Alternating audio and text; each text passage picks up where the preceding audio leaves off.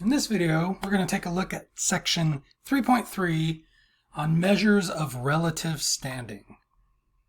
The first topic in this section is the z-score. A z-score is the number of standard deviations that a given value x is above or below the mean. This is going to be a really important concept going forward. So we're going to be using z-score in a lot of different applications. So the z-score, it's like a unit of measurement where the units are standard deviations, and that's going to be different for each data set. So it's like having units of feet, units of yards. The units for the z-score are numbers of standard deviations, and the standard deviation is going to be different every time. But if the z-score is equal to 2, that tells you that the data value from which that z-score was calculated is 2 standard deviations away from the mean. And because it's positive, it'll be 2 standard deviations above the mean. How far is that? Well, it depends on what the standard deviation for that data set actually is. But even though we don't know the actual distance, that's actually almost less important, because the standard deviation, remember from section 3.2, tells us the variation in the data.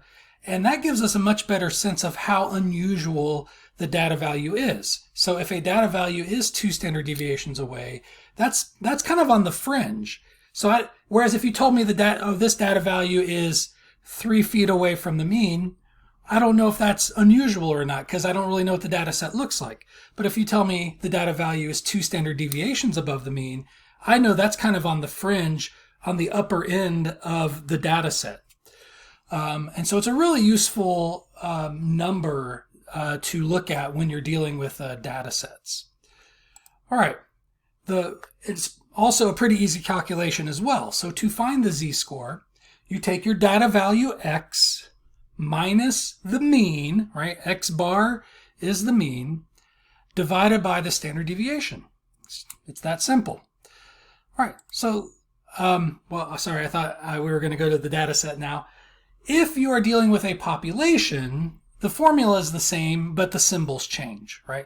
So the z-score for a data value in a population is x minus mu divided by sigma, but it's all the same concepts. X minus the mean divided by the standard deviation. So you might see the formula in either form, but most of the time we are dealing with a sample, and so this is 95% of the time, 99% of the time, this is the formula that you should be using to calculate your z-score. All right.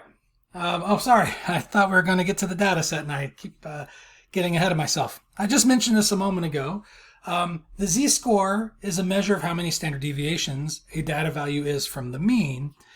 And we talked about this in section 3.2. If a data value is more than 2 standard deviations away from the mean, that's considered unusual. If it's within 2 standard deviations, then that's considered normal or typical. Now, what we did in 3.2 is we calculated the minimum usual value and the maximum usual value to give us some cutoffs to know what's considered normal versus what's considered extreme. Z-score makes this a lot easier, right? So if the z-score for a data value is between -2 and +2, that is considered a normal, usual data value in that set. However, if the z-score for a data value is bigger than 2 or less than -2, so again, if the number itself is larger than 2, then it's an extreme value. If it's bigger than +2, it's unusually big, it's unusually large. If it's less than -2, it's an unusually small data value for that particular data set. All right. And so that's how we'll be able to determine if a value is considered to be unusual or not. We'll look at the z-score. If the z-score is bigger than 2 or smaller than -2, then that means that data value is more than 2 standard deviations away, and so therefore it would be considered unusual. All right, now we get to the data set. So going back to the same data we've been using for Chapter 2 and Chapter 3, the Animal Crossing Critic Review scores. So there's the data set again. We want to find the z-score for the data value of 95. Now, I'm not even sure if 95 is in that data set. It doesn't have to be. Just given that particular set of data that we do have, we can ask the hypothetical question, would 95 be considered unusual in that set? Whether the number 95 exists there or not. So to find the z-score, we will use the formula z equals x minus x bar divided by s. And I'm just now realizing that before I started this recording, I should have went back and looked this information up, because I don't want to go through the calculation again, but we found this information before, right? So in section 3.1, we talked about measures of center. We found the mean in that section. And in 3.2, we found the standard deviation for this particular data set. So I'm going to pause the recording, go look those numbers up from our previous videos, and then resume it with the numbers. Okay, so thankfully I save the notes from my videos as a PDF, and so I opened those up for 3.1 and for 3.2. So these are the notes from section 3.1. It looks like the mean for this particular data set is 90.6, and the standard deviation is down here, it's 6.1. So 90.6 and 6.1. All right, so the mean for this data set was 90.6. The standard deviation was 6.1, but now I feel like I'm not 100% sure that I remember that correctly. Yes, 6.1. Okay, great. Let's get back to this. Okay, so 6.1. And our data value that we are finding the z-score for is the number 95. And so that will get plugged in for x. Right, so x will be 95, and then the mean is x bar, which is 90.6. Standard deviation is s, which is 6.1. And so this becomes my formula. We have 95 minus 90.6 divided by 6.1. And so let me grab, I also knew I'd be doing some calculations today, so I made sure to have the computer's calculator software ready to go. 95 minus 90, I can't reach the 90 there, 90.6. Now be careful when you're typing this in your calculator. It might work okay here, but I would imagine what would happen is if I hit divide now and then divided by 6.1, I wouldn't get the right answer because I didn't use parentheses around the numerator. So we have 95 minus 90.6. That needs to be done first, and that's in the numerator, and then we want to divide that whole thing by 6.1. Without a parentheses, the calculator is not going to know that's what I'm intending. It's going to think I want to divide just the last number I typed in by 6.1. So let's see if it makes a difference to this calculator. So I didn't use parentheses this time. If I hit divide and I divide by 6.1, notice what it's doing here with that. It's saying you have 95 minus 90.6 divided by 6.1. It's going to think only the 90.6 gets divided by 6.1. It's going to do that division first, and then, because that's order of operation, you do division before subtraction, and then it'll do 95 minus that result, which is not what I have on my screen. That's not the calculation I want to do. So I would get this, which is not correct for one thing, but you'll learn that this would be an absurd result for a z-score. So as we talked about on the previous screen, a z-score bigger than 2 would be considered unusual. So a z-score of like 2.5 is an unusual data value. That's pushing it, right? A z-score of 3 is really up there. Probably the most extreme z-score I can remember seeing in this class would be something like a z-score of like 7 or 8, maybe. And that is really, really extreme. If your z-score is 8, that is a very extreme value, way, way, way on the fringes of that data set. So 80 is just absurd. That is just not a realistic z-score. You would never expect to see a number that big as a z-score. That means the data value is 80 standard deviations away, which just should never, ever happen for any data set or any circumstances. So you should recognize that, for one thing, that's the wrong answer, but what hopefully you'll learn is that if you get an answer like that, you probably did something wrong and you need to go back and double check your work. because that's not a typical value for a z-score. So let's clear that out. If I want to type it into my calculator all at once, which a lot of students do, I got to use parentheses. So parentheses, 95 minus 90.6, close the parentheses, right? So now those are grouped together. So order of operation, the parentheses will be done first, and then we divide by 6.1. And now we get something a lot more reasonable for a z-score value. So notice 95 is pretty close to the mean. So if the data value is pretty close to the mean, especially given the standard deviation of 6.1, that gives you some leeway to kind of venture away from the mean and still be within a reasonable range of the mean. So 95 is not really that far away. It's less than one standard deviation away, right?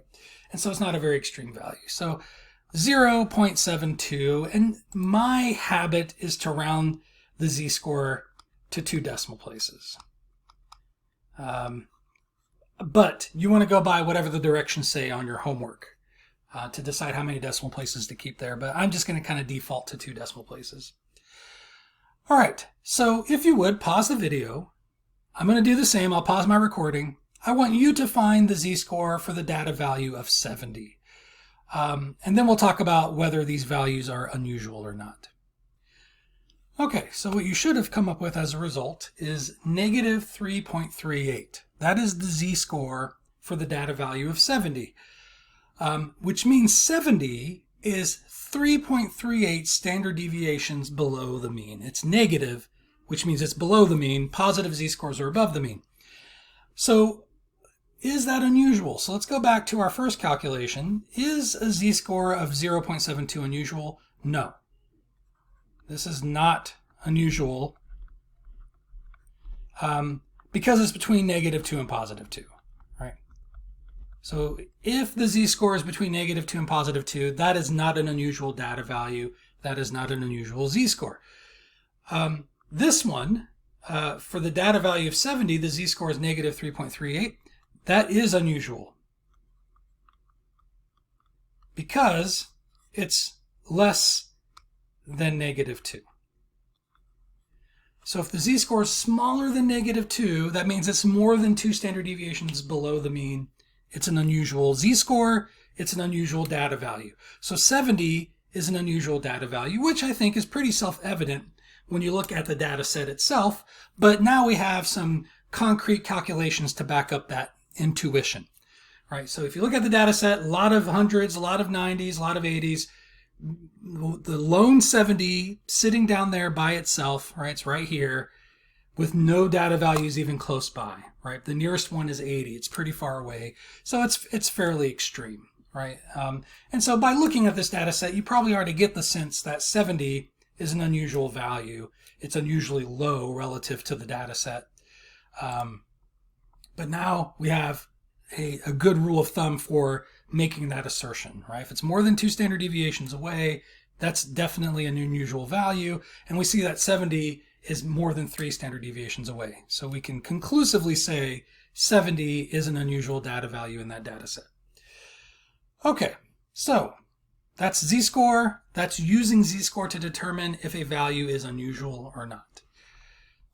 All right, let's move on to the next topic, percentile. A percentile indicates the position of a data value within a set. They divide, so there's multiple percentiles.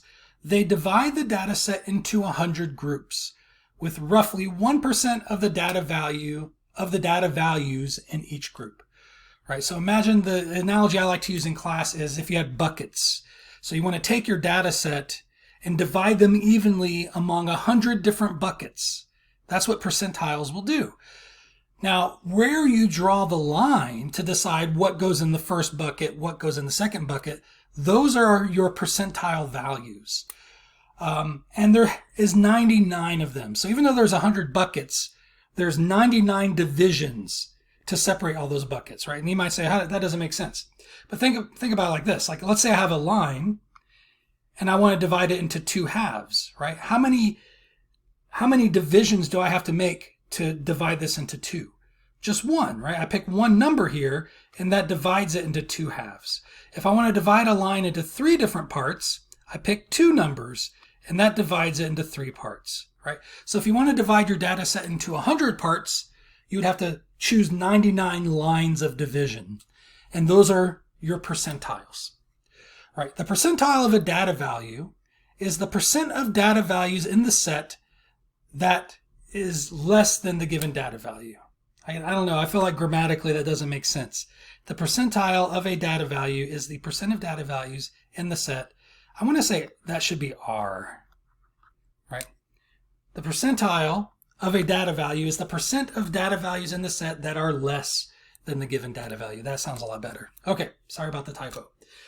Okay, so if we say a certain data value is the 50th percentile, that means from that particular data value, 50% or maybe more, slightly more, of the data values in the data set are below that particular data value. Now, I don't know when this recording goes out. It looks like I'm looking at myself on the screen now. It looks like I'm going above, but so let me draw it on the screen so I know it's going to look right.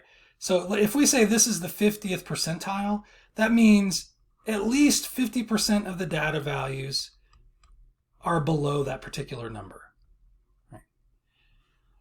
If we look at the 75th percentile, let's say this is the 75th percentile here, that means at least 75% of the data values are below that number.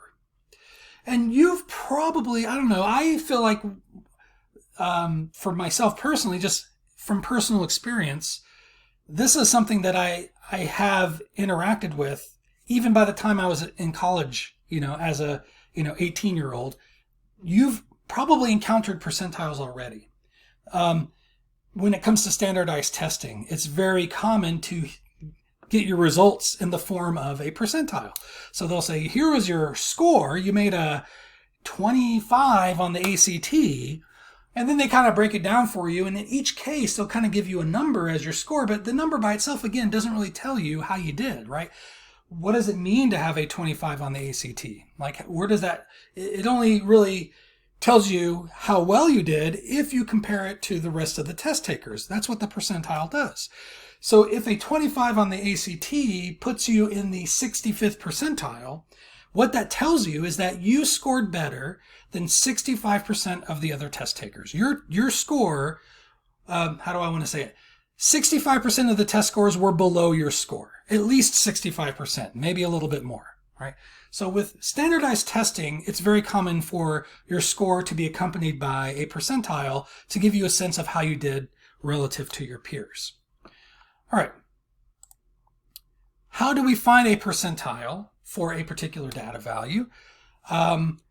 You have to first organize the data in numerical order, which is something that I think we had to do for a previous exercise, if I'm not mistaken. I don't know, I'm trying to remember. It seems like I've done this once before already, oh yeah, we did, for the median, right? So we had to put them in numerical order and then count to a certain value. Percentiles kind of work the same way.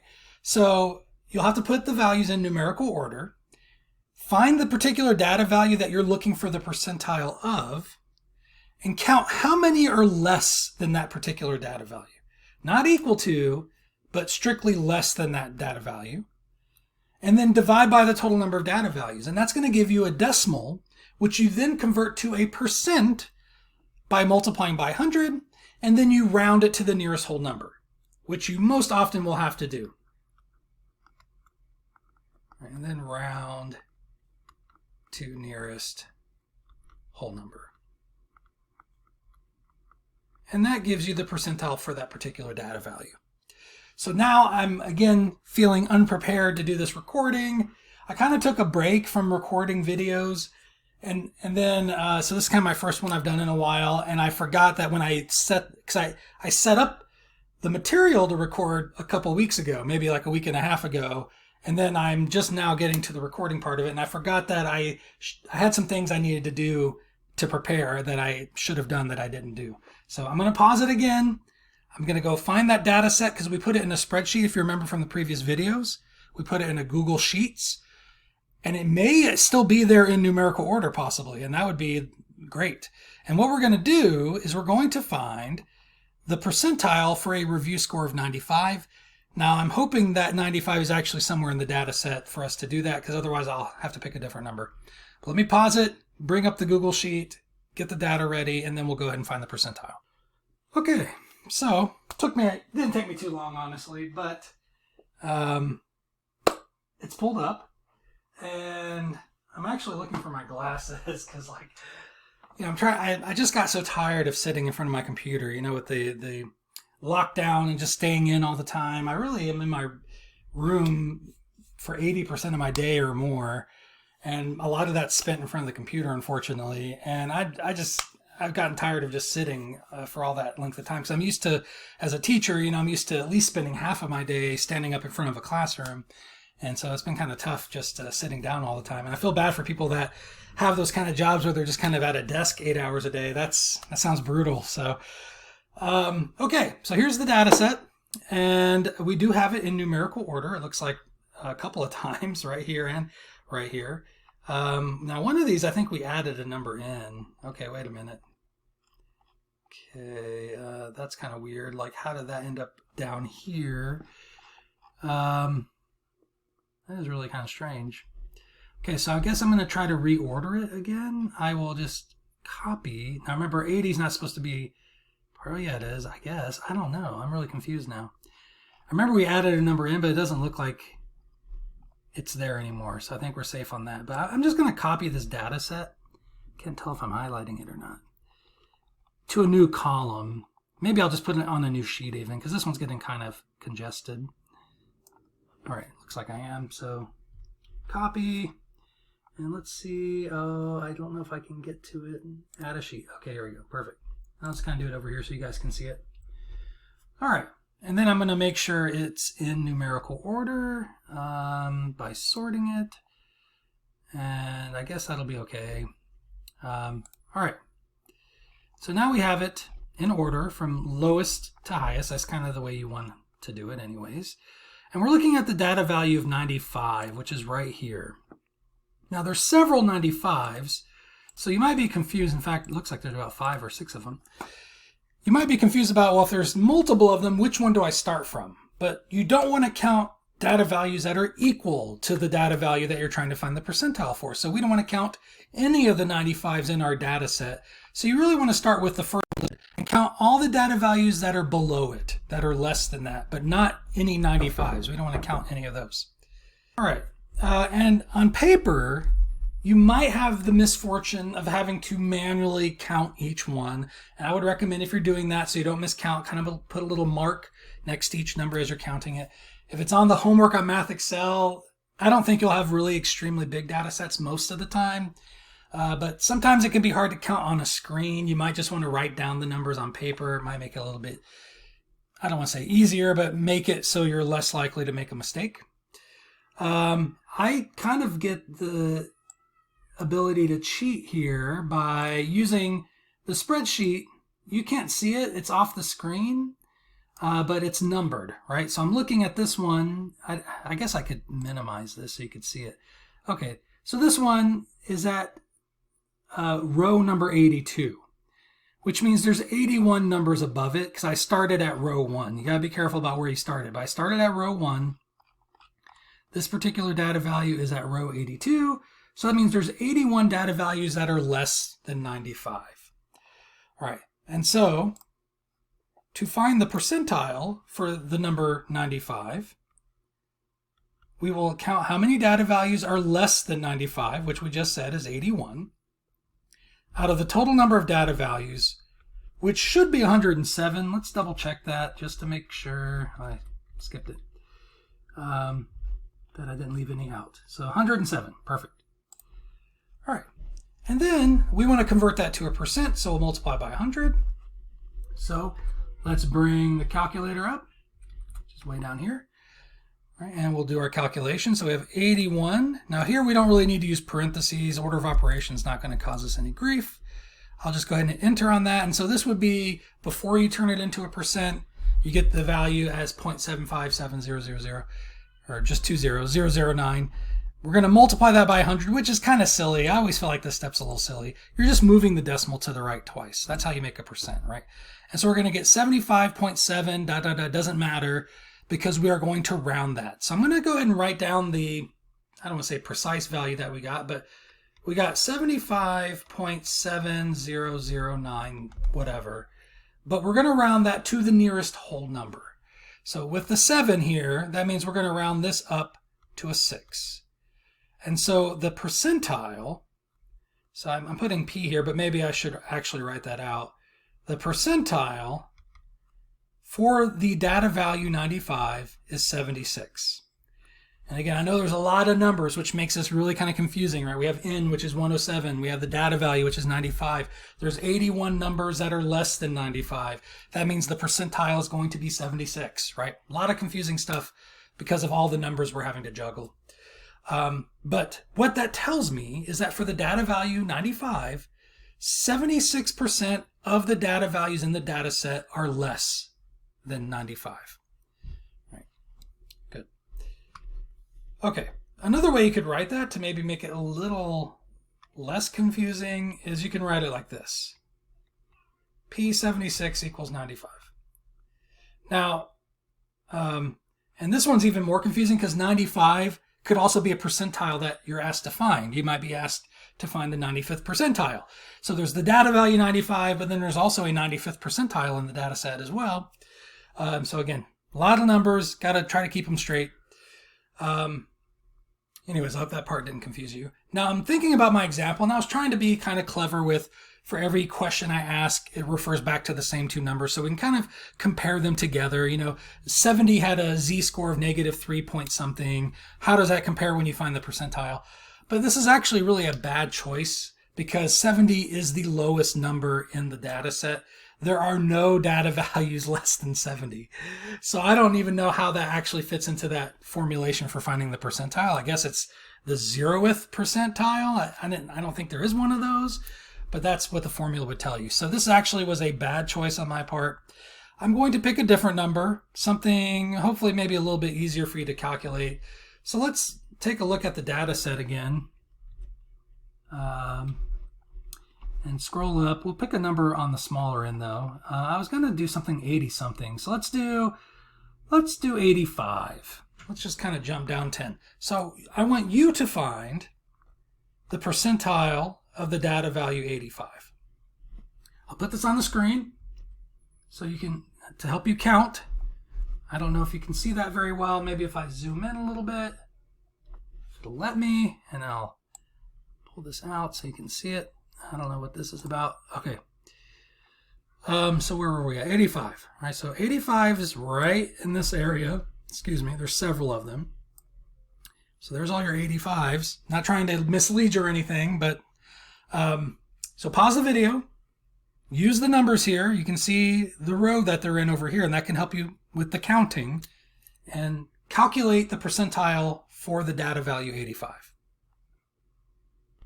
Okay, so what you should have counted is that there were 14 data values that are less than 85, right? There's a bunch of 85s here, but remember, we don't count those when we're finding the percentile for that data value. We only want the numbers that are less than 85, which starts here, and that is row 14. And so there are 14 numbers that are less than 85. 14 out of 107 gives you 0.1308. Then you multiply by 100 to convert it to a percent, which is going to give you 13.08 if I'm being technical about it. But then you round to the nearest whole number. 0 means you're going to round this down, which means you keep it as a 13. And so the data value 85 is the 13th percentile, which means that 13% of your data values are going to be less than 85. You could also write it like this: P13 equals 85. Right? The 13th percentile is 85. Okay, so that's one direction. Given a data value, find its percentile. You will also be asked to go in the other direction, which is, given the percentile, find its corresponding data value in the data set. And so, sorry, I don't know why I put that in there. I think it was in reference to finding these percentiles, but we just used the spreadsheet instead. Now, I want to caution you, because this will bother a lot of students. If you take a data value and find its percentile, and then go backwards and take that percentile you just found, it might not exactly match back up to the data value that gave you that percentile. So these processes can kind of miss each other, especially in a case when there's less than 100 data values. So again, we're taking our data set and we're splitting it up and putting it into 100 different buckets. But what can happen if you have less than 100 data values is there's not enough data values to fill all the buckets. And so some data values have to cover multiple buckets. And that kind of throws things off. Now, we might not have that issue with this data set because we have over 100. So maybe it will work perfectly, except that some values are repeated. So we don't have like 100 unique values. So I could, for example, we took the data value of 95. We found it was in the 76th percentile. But if I try to calculate the 76th percentile, I might not get back to 95. I might be given a different number, possibly. And so just be aware that that can happen, that's just the nature of this concept, that the processes may not be perfectly symmetric and work in both directions perfectly. And again, don't let that bother you. And like I said, trying to fill up 100 buckets with less than 100 data values can cause some of that wonky behavior as well. But here's the process. If you want to find the data value that corresponds to the kth percentile, so we're using k to represent the percentile that we are being asked to find. That number gets plugged into the formula here, right? So you're going to take whatever percentile you're interested in, divide it by 100, and then multiply by n, which is the total number of data values in the data set. You are literally doing this formula in reverse, right? The percentile is k, right? And so what's happening is we're like, solve it for this numerator here, right? You divide 100 over here, so use your algebra skills, right? College algebra is a prerequisite for this course, so you should be able to do this. If I wanted to solve it for this numerator, this is multiplying by 100, so I would divide 100, and then to cancel out the dividing by n, I would multiply by n. So divide by 100, multiply by n. That's exactly what this formula is doing, right? Divide by 100, multiply by n. And instead of writing out the word percentile, we're using k to represent that number. And that's going to give you a value of what we're labeling L, which, if you look back at this formula, we didn't use letters, we used words. But this is the L, right? L is going to be the number of data values that are less than X. So maybe that's why they're using L. I always wondered that. Maybe it's L for less than, right? So L is not the data value you're looking for. It's the number you need to count to get the data value that you're looking for. So you have to take the value you get for L, go back to your data set and count to the Lth value in the set. And that's going to tell you what data value corresponds to that percentile, right? So it's like doing the median, right? We talked about if we want to find the median, which by the way is the 50th percentile. It's the same concept, right? So to find the median, we had to put it in numerical order, and then we would, do this calculation, and we would take that number, and it told us how much to count to get to the value that we were looking for. So L is a counting number to tell you how far to count to get to the percentile that you're trying to find. Let me put it another way. L is telling you how far to count to get to the data value that corresponds to the percentile that you were asked to find. All right. Now, it gets a little more tricky than that, right? So that gives you L. It tells you how far to count. Sometimes L will work out as a whole number. Sometimes it'll be a decimal. It turns out you have to handle those two cases differently. Kind of like the case for median, whether there was an even number of data values or an odd number of data values, we had to do things differently. So here are some notes about L.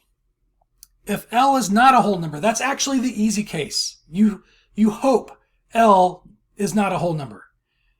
Then in that case, you round it up. Now notice I put that in all caps. You're not rounding to the nearest number, whole number. You are rounding it up regardless. So if L were to come out equal to 15.1, If we were rounding to the nearest whole number, we'd round that down to 15. But that's not what you do for L. L says you have to round it up. So this gets rounded up to 16. Even though it's 15.1, we will round L up to 16. Now the reason we have to do that is because the definition of a percentile is whatever number we choose, that percent, whatever the percentile is, that's the percent of data values that have to be less than that number. And if we round 15.1 down and we pick the 15th data value instead of the 16th data value, then less than that percent of data values is less than that number. And I'm using the word less than twice. But it wouldn't fit the definition of a percentile because by rounding it down, the percent of data values that are less than the number we pick would be smaller instead of bigger. So we want to err on the side of at least this percent of data values will be less than this number. And in order to err on that side, we must always round L up instead of rounding it to the nearest whole number. So the kth percentile is the Lth data value in the set when it's arranged in numerical order. So starting from the lowest number, you'd have to count to the 16th data value. Whatever that number is, that would be your kth percentile. All right. If L is a whole number, then you take the value of L, count to that particular data value in your data set. So you take the Lth value and the next one after it, and then you average those two numbers together. It's just like for the median when there's an even number of data values. You take the n divided by 2 and the very next data value after it and average them together. You do the same thing for percentiles if L works out to be a whole number. Like I said, it ends up being more work in that case. All right. So we're going to do a couple of examples. I don't know if I picked examples where I get a whole number and also not a whole number. If I didn't, I will see. With 107 data values, I don't think we can get a whole number really. And so I think we're kind of just stuck with the not a whole number example for the Animal Crossing data set. But maybe at the end of the video, there's some other examples. Maybe we'll find one there. All right. So again, going back to the Animal Crossing critic review scores, we're going to find these two values. We'll find the 95th percentile, which again is not the data value 95. We're looking for the data value for which 95% of data values are less than that particular data value. The 95th percentile, which probably is not going to be the number 95. So I'll go ahead and do this one. And then, of course, you know how this is working. You will do the next one. You'll do the 10th percentile one. So to find the 95th percentile, we'll use this formula. L equals K over 100 times N. In this case, K is 95. So we'll take 95 divided by 100 times N, which is 107 for the Animal Crossing data. So I'll pull up my calculator. We'll take 95 divided by 100, which you should know is going to be 0.95, and then times 107. So I get 101.65. 101.65. Now, even though 0.65 is going to make me round up, we would round this up even if it was 101.1. Even if it's on the low end, you always round the value of L up to the next highest whole number. And so we're going to round that up to 102. Now, 102 is not the data value I'm looking for. 102 is not the 95th percentile. The 102nd value in my data set is the 95th percentile. So I have to go back to my data set, find the 102nd value in my set of data, and then that will be my 95th percentile.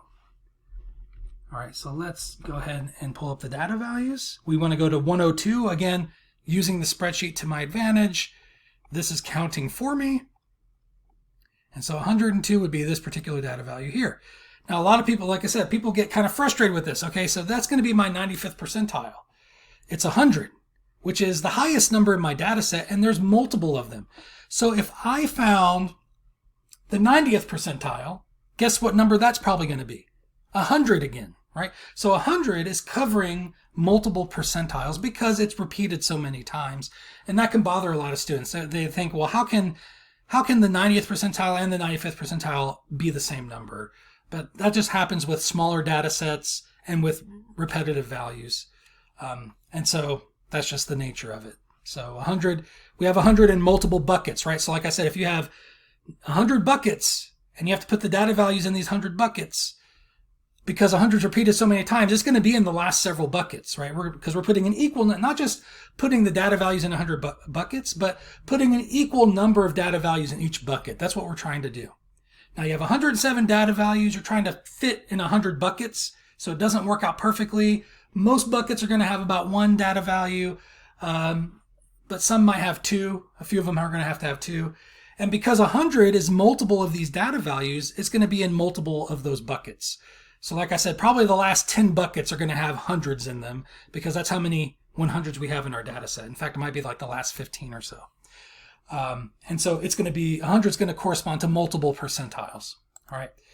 And so the 95th percentile, so this is how we could write it. 95th percentile in this data set is the number 100. All right. So hopefully this will be a little more interesting.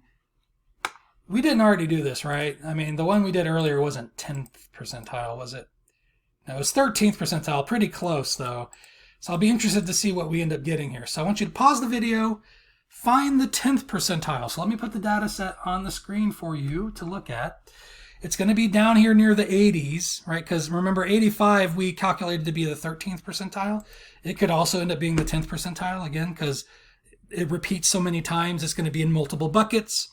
But let's find out what we end up getting. So it should be somewhere in this range right here. Hopefully you'll be able to find it in there. So pause the video, calculate the 10th percentile value L, and then count to that particular data value in the data set to get your 10th percentile. Okay, and so what you should have found is L ends up being 10.7, which we will round up because we always round L up. We round it up to 11. And again, 11 is not the 10th percentile. It's the 11th data value in our data set. That is the 10th percentile. So going to our data values here, we see that the 11th data value in our data set is 80. And so the 10th percentile will be 80. All right, let's move on to another topic. We got a few more things to talk about here. Quartiles are measures of position which divide the data into 4 buckets, right? So if you imagine taking your data set and dividing it equally into 4 different buckets, that's what quartiles are. They're the numbers that divide the buckets, right? And there's going to be 3 of them, right? Because if you want to divide your data set up, so think of this as your data set, you want to divide it into 4 chunks, you would need 3 divisions to do that. Those are your quartiles. This one's called your first quartile, this one's your second quartile, this one's your third quartile. All right, so that's how we label them. And roughly 25% of the data values are between each consecutive pair of these. All right, so it's a really useful way of dividing up the data. Now I'm drawing these divisions equally spaced out, which is probably a poor form on my part. That can happen with some data sets, but usually you'll get things like this, which is what makes this really interesting. You'll have like 2 of them close together and 1 far away. Right, so you have 2 quartiles close up, the third quartile further away. And even though they're spread out like this, remember each chunk represents 25% of the data values. So even though it's a smaller space, there's still the same number of data values in this chunk as there is in this chunk. Right, because we're dividing it up into 25% portions. And so, so students can kind of get misled by that. But that's really what makes these graphs interesting. What that tells me is I have a higher concentration of data because I have the same number of data in this small space as I do in this bigger space. So here they must be more spread out, and here they are more concentrated. Right? And that's kind of an interesting view of the distribution of the data, which again is going to become something we're going to be more and more interested in, is how is the data distributed? All right, so quartiles. Now, these quartiles are just percentiles. So you might be saying, oh, a whole nother topic to learn. It's the same topic. The first quartile is just the 25th percentile, right? Because the first quartile has 25% of the data values less than that number. That's just the 25th percentile, right? It's 25% of the data values are less than that particular data value. The second quartile is just the 50th percentile, which is also commonly referred to as the median. And the third quartile, take a guess, it is the 75th percentile, right? Because if you look at the third quartile, 75% of the data values are less than that particular number, and so it's the 75th percentile. So quartiles are just percentiles. They're special percentiles. And I can't believe I just wrote all that out, and it's right here on the next screen, but there you have it. All right, I'll just go ahead and move on then. Find all the quartiles for the Animal Crossing data set. And so how about we kind of divide and conquer here? I will do the first quartile if you will do the third quartile. And then we'll use the median as our second quartile, which I'll go look up because we have it from a previous video. All right, so I'm going to do the first quartile right now. And I want you to do the third quartile. And then I will look up the second quartile. All right, so I'm going to pause the video. I want you to do the same thing. And I'll put the data set up here on the screen for you. So when you pause it, you can look at the data. I'm guessing that the third quartile is going to be somewhere in about this range right here. So go ahead and pause it, and hopefully you can see the data value that you need when you find the third quartile, which remember is the 75th percentile. I guess I have to do the calculation myself. You know, like in class, I would say, I'm going to do this one, you guys do that one. And I wouldn't do the third quartile, but I'm going to need it for some future problems. So I'm going to go ahead and do it also. But you should do the third quartile, and you could check to see if you got it right when you resume the video. Okay, sorry about that. I actually estimated incorrectly about where the third quartile would be. So now you should be able to find it on the screen. So I'm going to wait a second for you to finish out your problem now that you can see the data values that you probably need. And if you need more time, just pause it.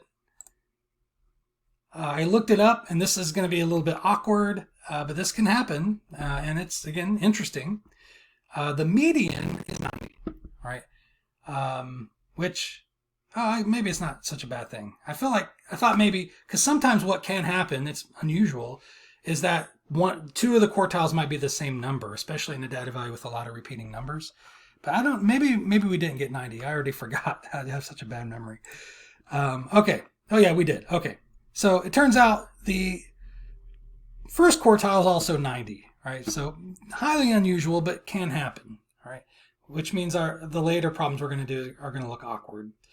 Again, I didn't really plan things out with this data set. I looked on the internet for interesting data sets. I found this website called Kaggle, which has a lot of them, and I just kind of found the first one that looked interesting to me, which was the Animal Crossing. I didn't plan anything out as far as, does this look like a good set that's going to give us the kind of results I want to get? Because that's just how the real world is too, right? You don't get to choose the data sets that you work with. You work with what you're given. And so we're going to adjust. All right, so the first quartile I calculated to be 90. So the value I got for L was 26.75, round that up to 27. I count to the 27th data value in my data set, and that gives me 90, right? And to find that, I'm finding the 25th percentile, right? That's how I went through all that calculation. So I got 90 for that. The median is also 90. There are so many repeated 90s that it stretched all the way from the 25th percentile to the 90th, or not the 90th, to the median, the second quartile or 50th percentile. And what you should have gotten for your quartile that you were asked to find, the 75th percentile, is you should have gotten L was 81. So when you calculated L, right, third quartile means 75th percentile. So you plug 75 in for K. You find L is equal to 80.25. It's 0.25, but that has to be rounded up. So I'm glad we got at least one example of that, where even though that's on the low end, you always round that value up for L when you're doing percentiles. So that rounds up to 81.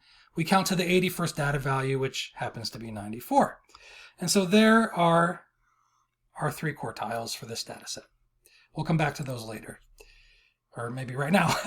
5-number summary is a really helpful way of describing the distribution of a set of data.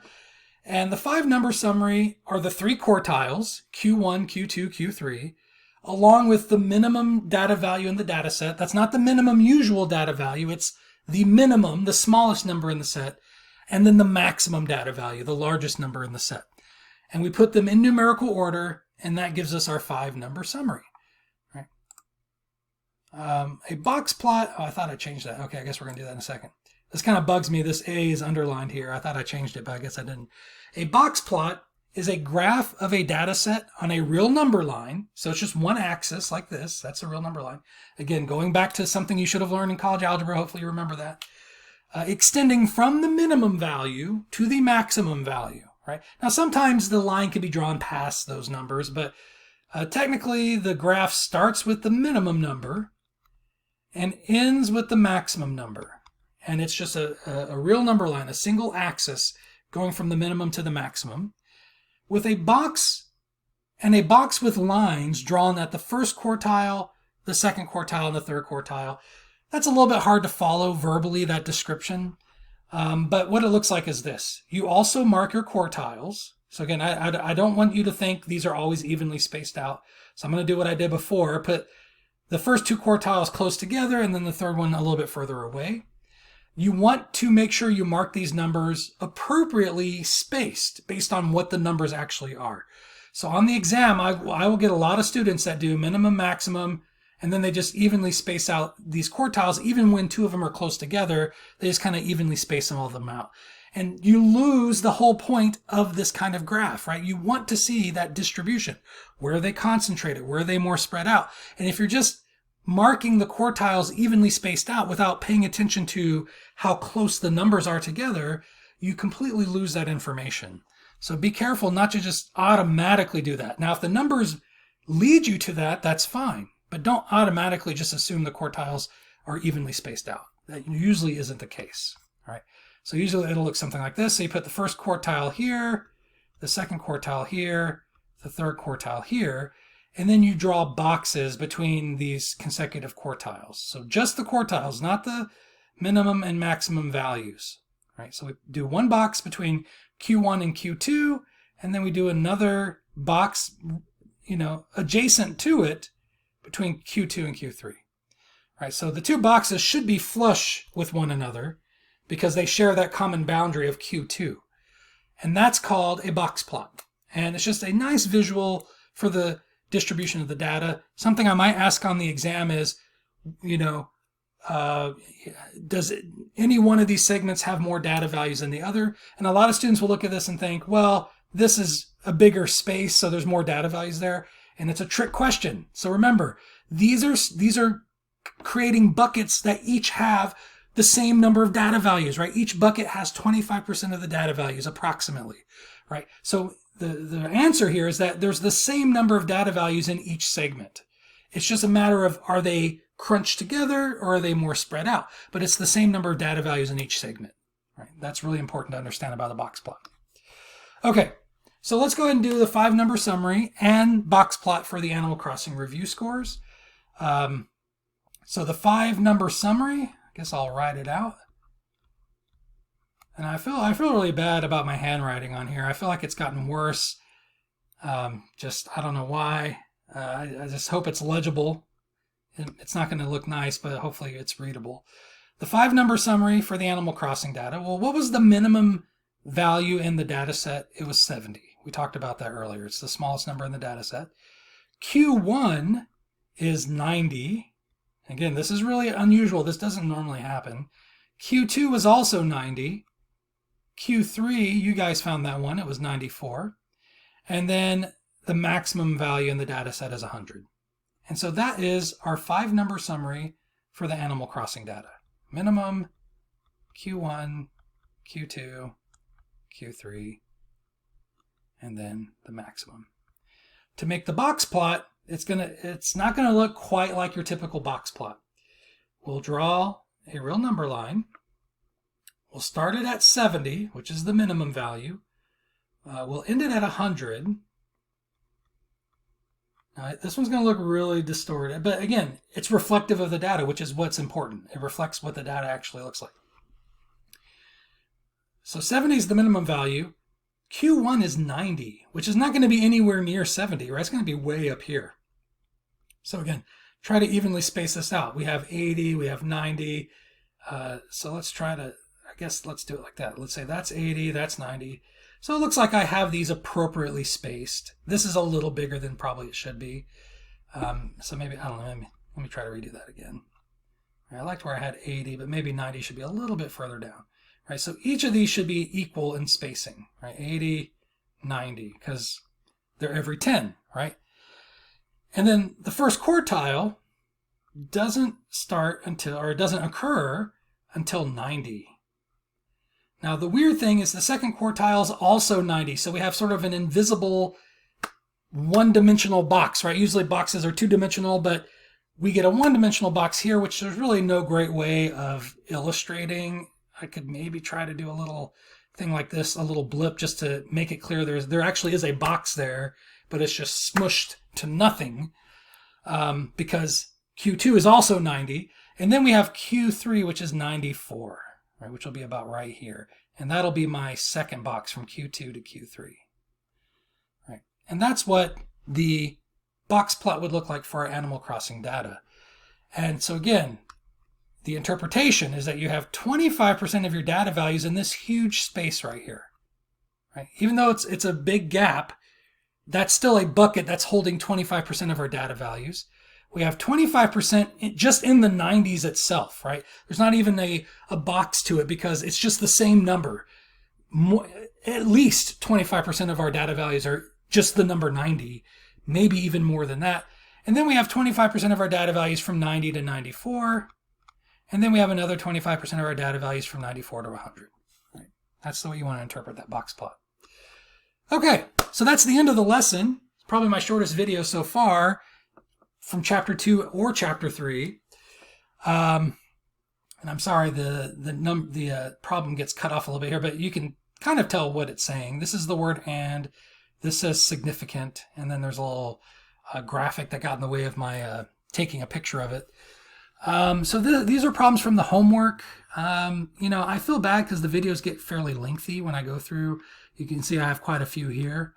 But again, with a pre-recorded video like this, you're in control. So if you feel like you've got the hang of the material and you don't need any further instruction, you can just stop watching the video, go do the homework. If you feel like it'd be helpful to see a few of the homework problems done, especially since these are your homework problems, the numbers will be different, but essentially the same exact problem. How do I want to say this? You will have a problem on the homework just like this problem. It's just the numbers will be a little different. So if you watch me do this problem, you'll do it exactly the same way, just with different numbers. And that can be a helpful way of learning the material. So it's completely up to you. So I guess I'll just go, even though I'm getting a little bit tired, I'll go ahead and finish out these problems just so that they're in the video, and then you can stop watching if that's what you want to do. For a data set of the pulse rates for a sample of adult females, the lowest pulse rate is 37 beats per minute. The mean of the listed pulse rates is X bar equals 78. So it's a little bar, but notice there's a bar there. That's the mean, 78.0 beats per minute. And their standard deviation is 13.1 beats per minute. What is the difference? Now here they're kind of walking, they're holding your hand, baby steps, walking you through getting the z-score. So, which a lot of students get a little impatient with when they know what they're doing. They don't want to have to do one little step at a time, but that's what they're asking us to do. What is the difference, which means you subtract, between the pulse rate of 37 and the mean, which is 78? What is the difference there? And you want to take that difference in that order. So it's going to be 37 minus 78, which I think is going to be 41. I hope I'm doing that right. Yeah, it's going to be 40. Well, not just 41, negative 41, right? Because it's, you can see this is going to be negative. So that's the answer for part A. Part B, how many standard deviations is that? I kind of feel like I don't want to just jump to part C, but that's basically what they're asking you to do. The number of standard deviations is the z-score. So how do I find out how many standard deviations that is? Well, the standard deviation is 13.1. And to break this number down into numbers of standard deviation, you just have to divide by the number of standard deviation, or not the number, but you have to divide by the standard deviation. And so it's going to be negative 41 divided by 13.1, which is really just going to be our z-score. Now, I'm not going to be able to do this one in my head, so let me, excuse me, get the calculator up. We'll do 41 divided by 13.1. Now, sometimes I watch students do things on their calculator, and they'll say, well, wait a minute, it's negative 41. Why didn't you put negative in there? I don't need to, because I know what to do with the negative sign, right? It's negative divided by a positive. The answer is negative, so I don't need to put that in my calculator to know that. I just need to do the calculation, and then I'll know to make my answer negative when I write it on my paper. So just makes it easier to type into the calculator, makes it less likely for me to make a mistake. And so I'm going to get negative 3 I didn't really pay attention to the number because I thought it would still be on the screen. 13, right? So this is a 9, which means, I usually could highlight this, which means we want to round the 2 up to a 3. So it's going to be 3.13. Right. So that's part B. I don't know if it cares whether it's positive or negative. So you might check if you type in negative 3.13 on this problem and it tells you you're wrong, it might just not care about it being negative. But if that's the case, then I would assume part A also would just be 41 and not negative 41. So if negative 41 is right for part A, then for part B, it should be negative 3.13, I would think. So how many standard deviations away is 37 from 78? It's 3.13 standard deviations below the mean. Part C, convert the pulse rate of 37 beats per minute to a z-score. That's what this is. This is the z-score. So you've already done the calculation. I think they want you to just kind of make that connection that, I don't think they want you to just use your answer from part B. I think they want you to use the formula, but then realize, oh, the formula is giving me the same number that I got in part B. But if you can realize that ahead of time, just saves you from having to actually plug it into the formula, which you can do. It's x minus x bar over s. That's going to be 37 minus 78 over 13.1, which again, just gives you the same answer. If we consider pulse rates that convert to z-scores between -2 and 2 to be neither significantly low nor significantly high, is the pulse rate of 37 beats per minute significant? Yes, because it's outside of that range. So I don't think I drew this earlier, but this maybe is a helpful visual. So the mean will have a z-score of 0. And then anything between -2 and 2 is considered usual. And then anything outside of that, so anything further to the left, which is over here, or further to the right, would be considered unusual, or in the parlance of this problem, significant. It's significant. Right, it stands out, it's noticeable. That's what they mean by significant there. And so yes, we would say 37 is significant because it's -3.13. That puts it way out here. Right. In what I would call the left tail. I'm trying not to use this language that we haven't introduced yet, but we will. We might have talked about it a little bit with the normal distribution. There's 2 tails to it. There's the left tail and the right tail. Well, 37 is going to be pretty far into the left tail, significantly far into the left tail. And so, yes, it is significant. So this is part D. So we'll say yes, significant. All right, and I'm sorry, it was funny when we're going through this problem, as I went back to circle this, I was like, I couldn't even remember what I wrote there. So remember, difference is subtract. I should try to do a better job writing. Okay. So that's all there was to that problem, is finding a z-score and then using that to say if the value was usual or unusual, essentially. Consider a value to be significantly low if its z-score less than or equal to -2, or consider a value to be significantly high if its z-score is. So that is kind of weird. I wouldn't expect them to have a typo like that, but yeah, I paused and I was like, wait a minute, this doesn't seem right, but maybe I'm wrong. But they actually have a typo here. So consider a value to be significantly low if its z-score is less than or equal to -2. And consider it to be significantly high if its z-score is greater than or equal to 2. It's just repeating the thing we just visualized a moment ago. If it's less than or equal to -2, this is significantly low. If it's greater than +2, it's significantly high. And anything in between is not significant. All right, a test is used to assess readiness for college. In a recent year, the mean test score was 22.2 and the standard deviation was 4.6. Identify the test scores that are significantly low or significantly high. So this time, instead of giving us a data value and then letting us calculate the z-score to see if it's significantly low or significantly high, they want us to find these cutoff values, right? So this actually goes back to what we did in section 3.2. We want to find the minimum and the maximum usual values. Those are going to be the cutoffs between what we consider usual or typical and what we consider unusual or significantly low or significantly high, right? So we want to find these cutoff values. And so for example, we want to find the minimum usual value, and anything below that number would be significantly low, because this number is going to be 2 standard deviations away from the mean. So whatever the mean is, we go 2 standard deviations below it, and that's the cutoff for what we consider to be usual. And anything that goes further away than that, that's lower than that, would be unusual or significantly low, right? So this is in terms of z-scores. In terms of actual data values, a z-score of 0 would be at the mean, which is 22.2, right? That's a z-score of 0. So what we're about to calculate is this. We go 2 standard deviations to the left. That means it'll have a z-score of -2. And I want to know what that number is that's right at that mark.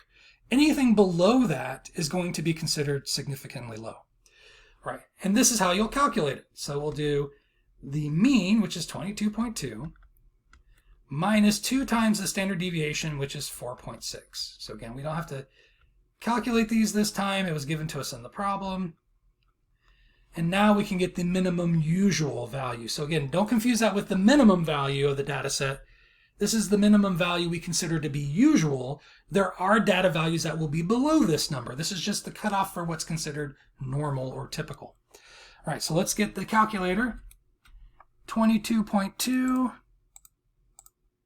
minus 2 times 4.6 gives me 13. Wow, what a nice even number there, 13. And so that is the cutoff for what we consider unusually low. 13 and below is considered significantly low as a test score. 14 would be fine, right? 14 is in that normal range, right? 14 is going to be like somewhere right here. It's a little bit on the low end, but it's considered in the usual range. But 13 and anything lower than that is significantly low. Right? And I don't know, I'm really bugged by how I wrote that 13. Let's try that again. All right, good. And so for this description, and I don't know if it's multiple choice on Math Excel or, sorry, My Stat Lab, but what we would say is 13 or less. Or another way of writing that would be, I don't know if you want to use x, but if x is less than or equal to 13, that gives you a range of scores that would be considered significantly low. So identify the test scores that are significantly low. 13 or anything less than 13 are all the test scores that would be considered significantly low. That includes 12, that includes 11, that includes 10, anything 13 or below. All right, so why don't you do the other end? So what is the cutoff value for significantly high? What is the maximum usual value for which anything higher than that would be considered significantly high? All right, so pause the video, do that calculation, and then resume it and check to see if you got the right answer. Okay, so what you should be getting here is a maximum usual value of 31.4. That is the highest score that we would consider to be usual or typical. Anything that goes beyond that score would be considered unusually high or significantly high in the language that they're using in this problem. All right, so 31.4. Right, anything above that, significantly high. So anything between 13 and 31.4 is considered normal. Those are normal test scores that you wouldn't be surprised to see. Anything that goes below 13 should shock you because it's unusually low. Anything that goes beyond 31.4 should shock you because it's unusually high. All right, and so to describe this, what test scores are significantly high? Anything that's 31.4 or more. Or another way you could write that is any test scores that are greater than or equal to 31.4. So again, I'm not sure which way they will be asking that of you in the homework. Okay, let's move on. Use z-scores to compare the given values. In a recent award ceremony, the age of the winner for Best Actor was 30, and the age of the winner for Best Actress was 50. For all Best Actors, the mean age is 41.6 years, and the standard deviation is 6.8 years. For all Best Actresses, the mean is 36.2 years, and the standard deviation is 10.8 years. All ages are determined at the time of the award ceremony. Relative to their genders, who had the more extreme age when winning the award, the actor or the actress? So you can't determine whether 30 is an unusual age for somebody to win Best Actor. How do I want to say this? Okay, I can't remember the thought I was trying to convey, but I think what I was trying to say is you can't determine that by that number alone, right? You have to take into account the variation in that data set. This is what we talked about in 3.2. And so the z-score, again, is what it does is it takes the data value and converts it to a number that gives you a sense of its standing based on the standard deviation, right? How many standard deviations is 30 away from the mean when it comes to Best Actors? We could do the same thing for women, right? The age of this actress was 50. How unusual or how normal is that number considered among winners of the Best Actress Award? All right, I feel like I'm getting my words scrambled up. The point I'm trying to make is you can't just compare the numbers. Oh, this actor was 30, this actress was 50. Well, clearly, this one's unusual and this one isn't. For example, to me, just based on the numbers I'm seeing, the average age of men is 41.6. 50 doesn't seem unusual relative to that. But for women, it's 36.2. It seems a little more unusual relative to women. But how unusual, right? Because 30 is pretty unusual for men, right? Usually men are older when they're winning these awards. So 30 is a pretty young age. So which one's the more extreme case? Is it more unusual for a 30-year-old male to win Best Actor or for a 50-year-old female to win Best Actress? That's the question we're being asked. And the way we determine that is by looking at the standard deviation. How much variation is in the set? If you have a lot of variation with the Best Actor award, then 30 may not be that unusual, because if 41.6 is the mean, 30 seems kind of far away, right? But if there's a lot of variation, then it wouldn't be that unusual to vary as low as 30 or to vary as high as 60 or something like that. If there's very little variation, if most of the Best Actors tend to cluster around that 41.6, then 30 would be unusual. But we can't tell in a vacuum just by looking at the mean. We also have to take the standard deviation into account. So the z-score does all this stuff for us, right? Because it's measuring how many standard deviations away that data value is from the mean for that particular data set. And then once you have both of these data values in terms of z-scores for their particular data sets, then you can make a good comparison as to which one's more extreme, because the one with the bigger z-score is the more extreme case. And you don't have to worry about positive or negative signs, because what's going to happen here is that 30 is going to be negative, right? Because it's below the mean, whereas 50 is going to be positive. In terms of what's more extreme, it doesn't matter which direction it's more extreme in. So you kind of want to, I guess what Math Excel would say, what my stat lab would say is, you take the absolute value of the results, because you don't really care whether it's above or below the mean, but you just ignore the sign, look at the number itself. The bigger number is the more extreme case, because the bigger the z-score, the further away it is from the mean, the more unusual it is. So that's a lot of talking for what's going to be a pretty simple calculation, but I hope it makes sense. So we'll, again, divide and conquer. I will do the actor if you guys will do the actress. All right. So I'll find the z-score for the actor. The data value is 30. And so I guess let me remind you of the formula, right? It's x minus x bar divided by s. So 30 minus the mean for the actors, which is 41.6, divided by the standard deviation for the actors, which is 6.8. Right, now, those are my numbers because I'm working with the data set of actors' ages. you will have a different set of numbers to work with for finding the z-score for the actress because you'll be working with the actress's ages. It's a different data set with different means, different standard deviations. All right, so let me go ahead and finish this calculation. We'll get 30 minus 41.6. Now notice I didn't use parentheses this time, so I can't do my division yet. So what I would do instead is just, how do you say, execute that operation, get that result, and then divide the result by 6.8. So I couldn't type it in all at once. I had to do one at a time. And I get negative 1.7, which actually is not unusual. Negative 1.71 if I round it to the second decimal place. Which is low, but not unusual actually, right? Because our cutoff for what's considered unusual is negative 2. If this dipped below negative 2 to like negative 2.5 or something like that, then we would consider this actor's age to be unusual relative to that data set. And it's pushing it, but it doesn't cross that threshold. So go ahead and do the z-score for the actress's age. And I'm going to pause the video as well. And then when we both resume, we can compare answers and hopefully we both got the same answer. Now, if I'm being honest, my intuition on this problem was completely wrong. So I assumed the actress being at age 50 with a mean of 36.2 would be the more unusual result. I thought that was more extreme relative to the age of actresses.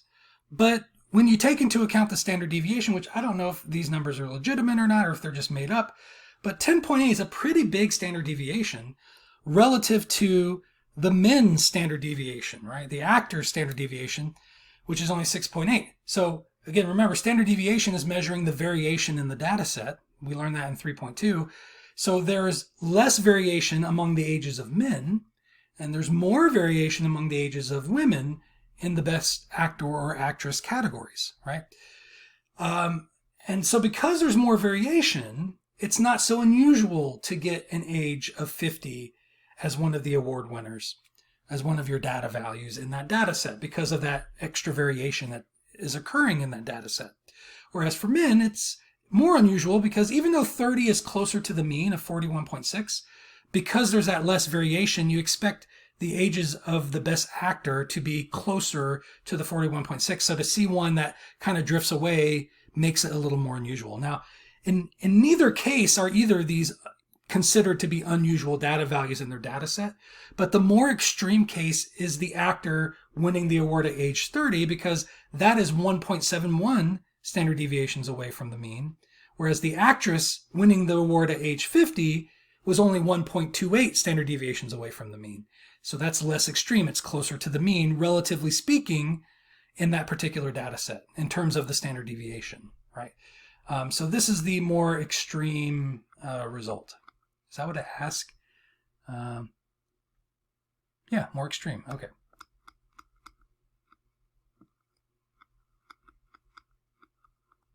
So the actor case was the more extreme case.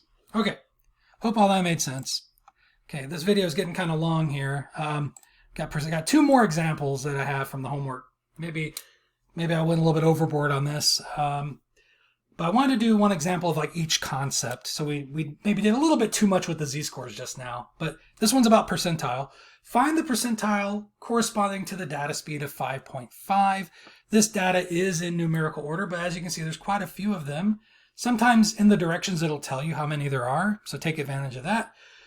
This time it doesn't, but it's organized in tabular form. So we can actually get a quick count of the number of data values by just doing how many rows times how many columns, right? So we have 1, 2, 3, 4, 5 rows. 1, 2, 3, 4, 5, 6, 7, 8, 9, 10 columns. And so that means I have 50 data values in this table altogether. Just multiply those together. 5.5 occurs here. So I want to know the number of data values that are less than that. So again, a quick way of counting the number of data values that are less than 5.5 is to use the rows. There's 3 rows completely above that. So 3 times 10 means there's 30 data values just in these 3 rows. And then we have 1, 2, 3 more.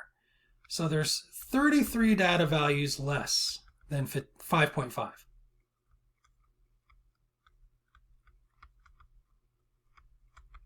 So remember, to find the percentile,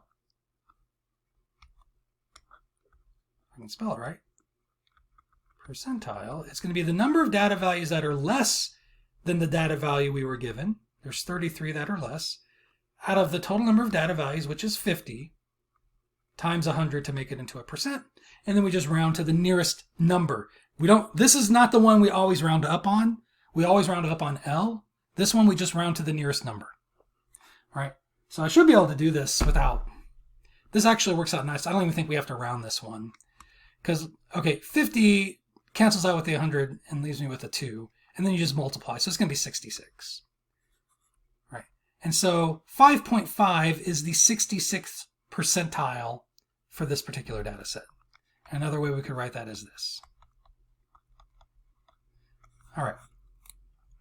So that's percentile. One more. Listed below are the measured radiation absorption rates in I don't know what W would be. I would think radiation would be like in curies or something like that, but I don't know what the W is, per kilogram, corresponding to 11 cell phones. Use the given data to construct a box plot and identify the 5-number summary. Oh, wow. Okay, this is, I'm thinking I just got one more problem. I just want to get it over with real quick. The other ones were fairly quick. That's going to take a little bit of time because remember, the 5-number summary is the minimum, Q1, Q2, Q3, and the maximum. And then from there we can construct our box plot. And I don't want to manually calculate these like we did earlier in the video, which you can do, right? You just do the 25th percentile, the 50th percentile. What you will hopefully be able to do, and again, it depends on which semester this is you're about to take my class, but currently we're dealing with the COVID-19 pandemic and we're transitioning back to face-to-face classes. And usually we try to check out a calculator. So ideally, I should have gotten a calculator to you by this point. And you can actually get the 5-number summary on a calculator. So I haven't been showing that in the video, for one thing, because I don't have a calculator myself right now. But I'm definitely going to be getting one as I get into the later sections, especially by chapter 5 when we start doing binomial distributions. I don't want to do those by hand. I don't want you guys to have to do those by hand either. It'd be nice to have a calculator that does the calculations for us. So I'm going to say let's do this one with a calculator, and I'm going to see if we can get Google Sheets to find these numbers for us, and then we'll construct our box plot based on that. So I'm going to pause the recording and see if I can get Google Sheets to do the work for us. Okay, so actually it wasn't as tough as I thought it would be to do the 5-number summary. I was kind of hoping there would be a function that just found all 5 numbers at once, but there's not. However, there are functions on Google Sheets to find each number individually, and so that's what I did here. So here's the data set. I typed it in the order it was given. What's nice about using a calculator to find these numbers for you is that you don't have to order them in numerical order. The calculator can do all that pretty quickly on its own. So what I typed in here was, remember again, when you want to do a math calculation in a spreadsheet, you have to use the equal sign first. And because they weren't in numerical order, it wasn't exactly obvious what the minimum value was. I probably could have figured it out pretty quickly, but I just let Google Sheets do that for me. So I did equals min and then gave it the range of cell values where the data was located. So B1 to B11. And that gave me the minimum value, which is 0.57. That's the first number in the 5-number summary. The second number, to find a quartile in Google Sheets, you just do equals quartile, and then parentheses, and you give it the range of numbers for your data set, B1 to B11 in this case, comma 1, which tells it the first quartile. So the first quartile is 1.095. The second quartile, you do the same thing, quartile, range of numbers, B1 to B11, that's where my data set's located, comma 2 for the second quartile, and then comma 3 for the third quartile. I copy and pasted because I didn't want to type in quartile 3 different times. And for whatever reason, for these two, when I pasted these, the number stayed aligned to the left, whereas usually the numbers get aligned to the right. So I'm not sure why that happened, and it kind of bothers me a little bit, but the numbers seem reasonable. So I'm going to assume that they're correct. And then I did the maximum here. And so there's our 5-number summary. So let's go ahead and do a box plot for this, and we'll be done with this video. So I don't know if I can remember all these. The thing is, I don't know if copy and paste works in the software that I'm using, but let me just give it a try. Okay, go back to the open board, and let's just see, can I paste it? Oh, sweet. Wow, that's so helpful. Okay, and we can actually even move it out of the way, so it's a little easier to see. Now, it's kind of awkward formatting, but there's our 5-number summary. I'm not going to bother to rewrite it. It's, minimum, Q1, Q2, Q3, and then maximum. Plus, it'll be nice to have these in the notes in case we need to get back to these numbers later for some reason. Now, for the box plot, you're going to do a real number line. This time we'll get a normal looking box plot. We have the minimum value, which is at 0.57. We have the maximum value at 1.49. And then we want to put these 3 numbers spaced appropriately, not evenly spaced out, but spaced appropriately based on how close those numbers are together. Now, if you think about the gap that you should have between 0.57 and this is like basically 1.1 right here. That's a gap of about 0.5. And then from here to here, that's a gap of 0.15. These 2 numbers are fairly close together. These are fairly far apart, relatively speaking, right? From here to here, the gap is about 0.2, so it's about the same as the first gap. Not the first gap, about the same as the second gap. And then from here to here, these numbers are very close together, right? 0.04, right? So they're going to be really close to one another. So let's start with that. So the Q3 and the maximum are side by side, essentially, right? So like right here, 1.455, that's Q3. And then we should have a pretty big gap. I don't know, this is like 1 here. So 0.5 would be about halfway, I would say. And if you're doing this by hand on the test, I don't expect it to be perfect, but just as long as you show that you cared about having these numbers spaced appropriately, even if you don't get it exactly right. As long as you show that you were aware that's what you were supposed to do, that should be fine. Right, so 1.095. So my reasoning here is that these are about 1 apart, but this gap is about 0.5. So it should be about halfway between these 2 numbers. Right, and then this should be, and these next 2 should be about the same spacing. This one's a little bit closer than this one. Am I doing too many numbers? I think I am doing too many marks there. So I think the next mark should be about halfway between these 2. I think that's the way I need to think of it, but a little bit closer to this one. So maybe about right here. And this is 1.25. Okay, that's right. And then we have that one. Okay. And then we draw a box between Q1 and Q2 and between Q2 and Q3. I'm sorry, that's a horrible box, and that's our 5-number summary. And it's only 11 data values, which again kind of makes it a little bit silly to do. But the idea behind it is that there's 25% of our data values in each segment, which means there's a high concentration here because there's just as many data values here as there is here. All right, it's 25% in each segment. Okay, so that concludes the video for section 3.3. You should be having a test coming up on the first unit, which includes chapter 1, 2, and 3 if you're in my class. But once you're done with that test, I will see you in the next video in chapter 4.